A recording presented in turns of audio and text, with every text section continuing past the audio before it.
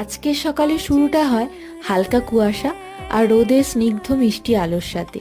আর এই মিষ্টি সকালবেলায় কিষেনরা কেউ কেউ বেরিয়েছে কাজে, কেউ আবার কাজে লেগেও পড়েছে। আর পাখিরা বেরিয়ে পড়েছে তাদের খাদ্য সংগ্রহের জন্য।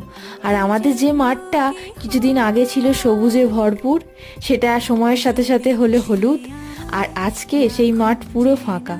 হ্যাঁ, তবে অবশ্য এখনো কিছু জমিতে ধান আছে। আর এই জায়গাটা দিয়ে আমাদের যত এক্সেসিভ জল, সেটা বন্যার হোক বা পুকুরের হোক, সব পাস হয়। আর এর দুদিকেই না জমিতে ভর্তি। তাহলে এই জল জমেছিল, ট্র্যাক্টর গেছে, জায়গাটার অবস্থা খুব খারাপ হয়ে গেছে।